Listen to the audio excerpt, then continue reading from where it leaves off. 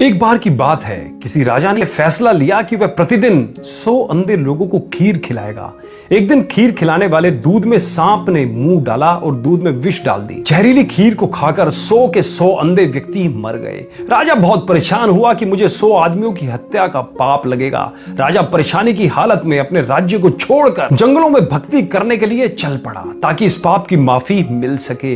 रास्ते में एक गांव आया। राजा ने चौपाल में बैठे लोगों से पूछा कि क्या इस गांव में कोई भक्ति भाव वाला परिवार है ताकि उसके घर रात काटी जा सके। चौपाल में बैठे लोगों ने बताया कि इस गांव में 2 बहन भाई रहते हैं जो खूब पूजा करते हैं। राजा उनके घर रात में ठहर गया। सुबह जब राजा उठा तो लड़की पूजा पर बैठी हुई थी। इससे पहले लड़की का रूटीन था कि वह दिन निकलने से पहले ही पूजा के लिए उठ जाती थी और नाश्ता तैयार करती थी, लेकिन उस दिन वह लड़की बहुत देर तक पूजा पर बैठी रही। जब लड़की उठी तो उसके भाई ने कहा कि बहन, तू इतनी देर से उठी है, अपने घर मुसाफिर आया हुआ है और उसे नाश्ता करके दूर भी जाना है। लड़की ने जवाब दिया कि भैया, ऊपर एक मामला उलझा हुआ था। धर्मराज को किसी उलझन भरी स्थिति पर कोई फैसला लेना था और मैं वह फैसला सुनने के लिए रुक गई थी, इसलिए देर तक ध्यान करती रही। उसके भाई ने पूछा, ऐसी क्या बात थी? तो लड़की ने बताया कि फला राज्य का राजा अंधे व्यक्तियों को खीर खिलाया करता था, लेकिन सांप के दूध में विष डालने से 100 अंधे व्यक्ति मर गए।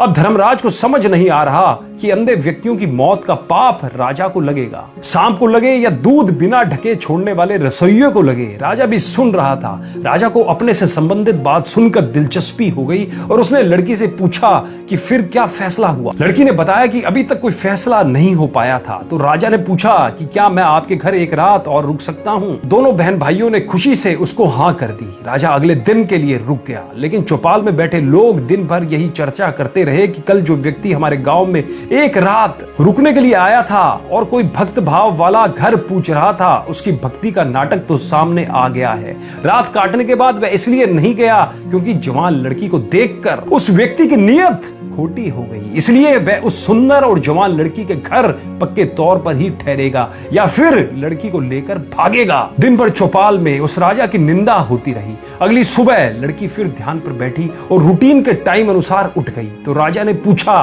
बेटी, अंधे व्यक्तियों की हत्या का पाप किसको लगेगा? तो लड़की ने बताया कि वह पाप तो हमारे गांव के चौपाल में बैठने वाले लोग बांट के ले गए। इस कथा का सार इस प्रकार है, निंदा करना कितने घाटे का सौदा है। निंदक हमेशा दूसरों के पाप अपने सर पर ढोता रहता है और दूसरों द्वारा किए गए उन पाप कर्मों के फल को भी भोगता है। अतः दोस्तों, हमें सदैव निंदा से बचना चाहिए। अब दोस्तों, आपको आज 3 कार्य करने हैं। पहला, इस कथा को कम से कम 2 से 3 बार जरूर सुने और समझने की कोशिश करें। सुनने के अलावा समझे इस कथा को, तभी आपको इसका पूर्णता सार आ पाएगा और आप अपने जीवन में इस कथा को समझ पाएंगे। दूसरा, इस कथा के सार को अपने जीवन में लागू करें, अर्थात आप भी कभी निंदा भूलकर भी ना करें। और तीसरी बात और आखिरी बात, विद्यादान महादान। इस वीडियो को कम से कम अपने 10 दोस्तों में या रिश्तेदारों में शेयर जरूर करें, जिससे यदि वो भी निंदा करते हैं तो वो भी इस आदत से बच पाएं और इस आदत को दूर कर पाएं। धन्यवाद।